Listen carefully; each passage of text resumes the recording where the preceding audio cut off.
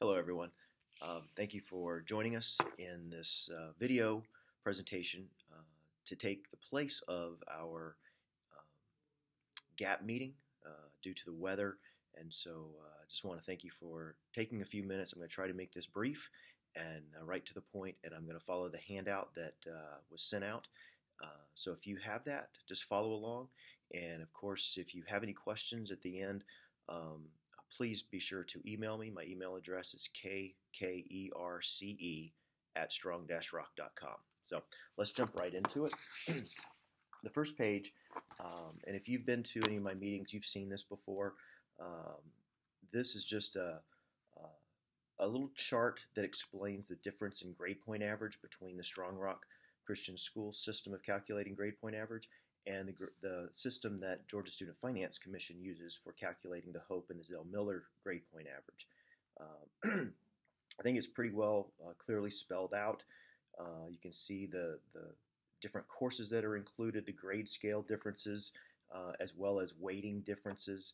And at the very bottom of the sheet, you can see what those criteria points are for earning the Hope or the Zell Miller scholarship. One last word on that.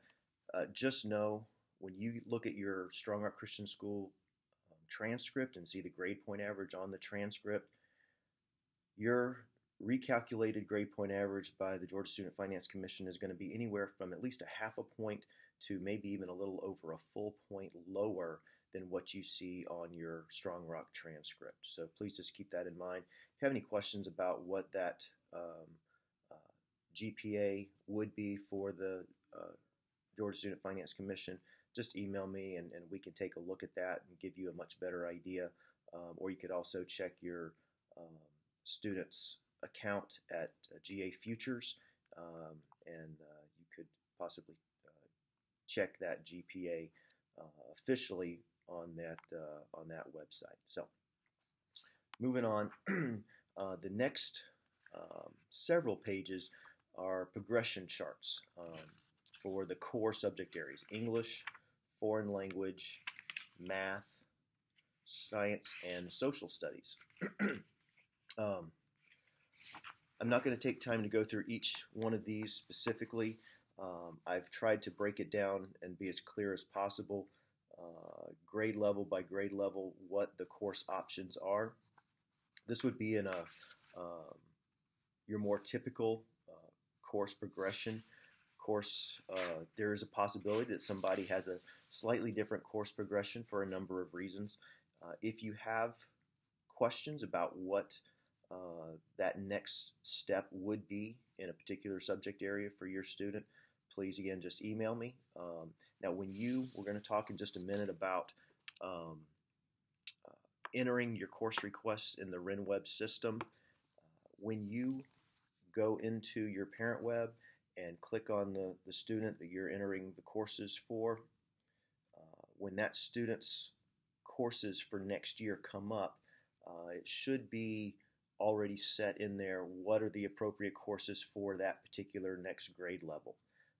If you're looking on that list and you don't see a course that you are interested in taking or think you need to take, that's a situation you need to email me so that we can discuss it and make sure that we are registering for the correct course. But again, those next 5 pages are the course progression charts for our what would be considered your core academic courses or subject areas: English, foreign language, math, social studies, and science. The next page, we're up to page 7 in our handout now, is titled Non-Core and Elective Course Options. On this page, I've just listed in the different subject areas what our other course options would be. Fine arts, physical education. I've put a few social studies elective options in there. Now one of the things you'll see on the social studies is some dual enrollment options. That's something, if you are interested as a rising junior or senior, interested in getting into the dual enrollment program through Point University, please let me know. There's some extra steps involved in that. You actually do have to apply to Point University and be accepted as a Point University student, as well as adhering to Strong Rock standards for placement into an advanced course. So if you have some further questions about the dual enrollment program, please make sure you contact me about that.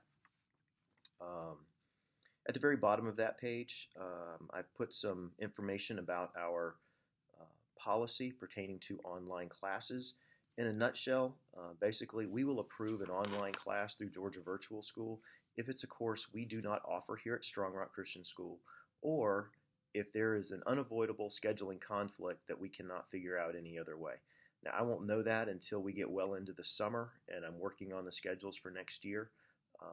Most of the time, we can figure out a schedule, but there are a few occasions when we just cannot figure it out just because of the request that the student has.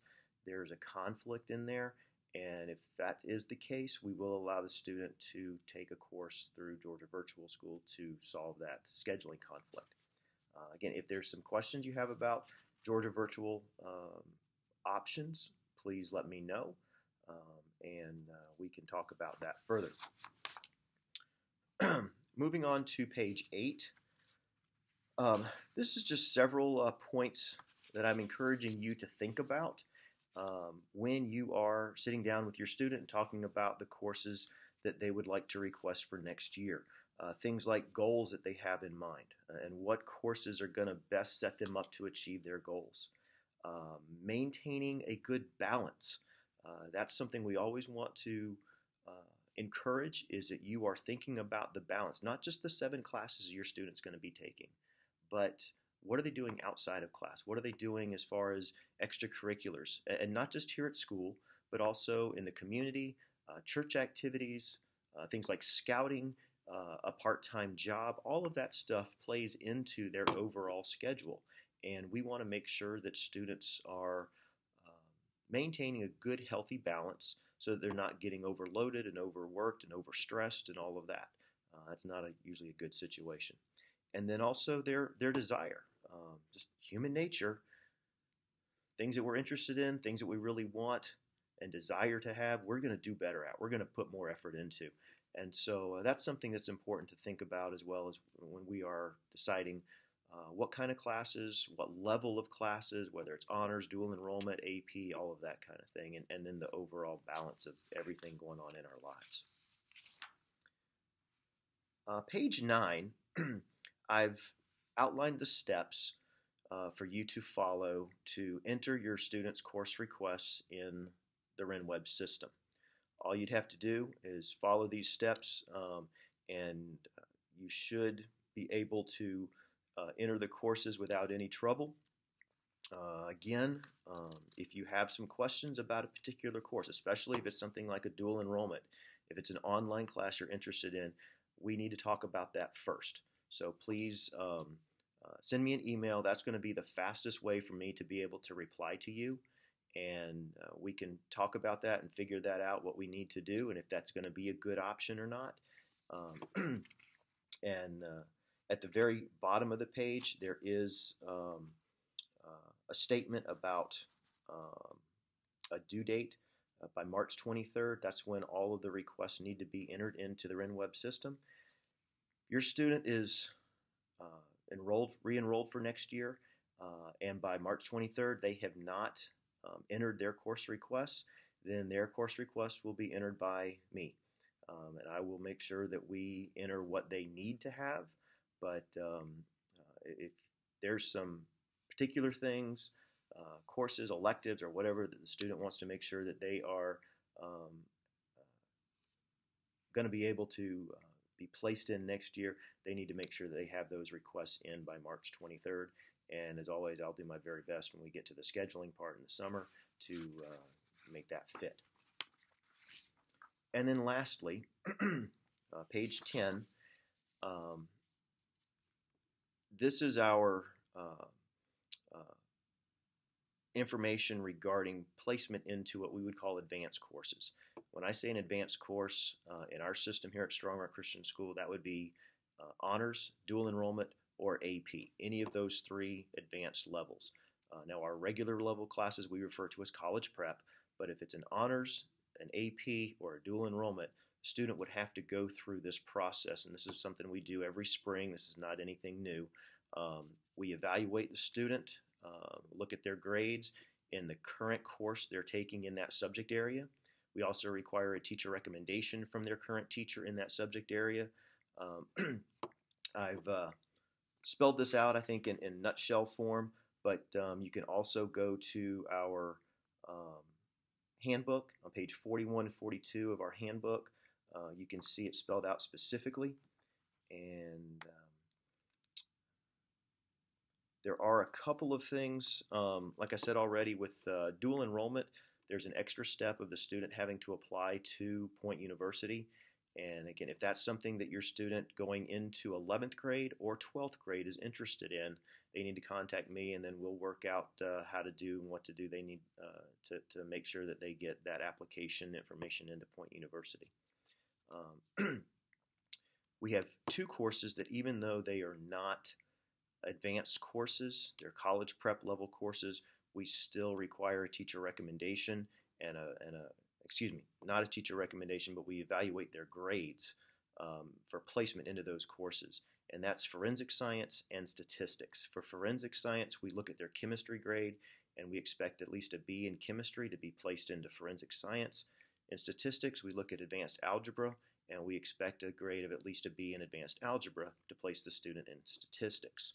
So keep that in mind. Even though those are not honors level courses, we still have a grade criteria for placement into those courses. As with the online entering of courses, March 23rd, that's the date that this application process needs to be completed. The student would have to have their teacher recommendation form to their teacher that needs to complete it by March 23rd. If you have not submitted that form to the teacher, to the appropriate teacher by March 23rd, then you will not be eligible for placement into that advanced course. So please make sure that you take care of that. We've got about 2 months to take care of that, so plenty of time. And one last thing, and I'll be sending an email out with more information about this. I am available to meet with families or meet with students individually. I'll be sending out a calendar that shows available time slots for my meetings. And if you would like to set up an individual meeting so we can talk about your student situation more specifically, I'd be happy to do that. Just send me an email, refer to the calendar that I'll be sending out later, and look at those appointment times and dates, and please stick to those, and we'll do everything we can to make sure that we can set that time up. So thank you. I was trying to make this 10 minutes. It looked like it's a little bit longer than 10 minutes, about 13 minutes. But again, if you have any questions, please email me. I'd be happy to answer any questions that you might have. Thank you very much.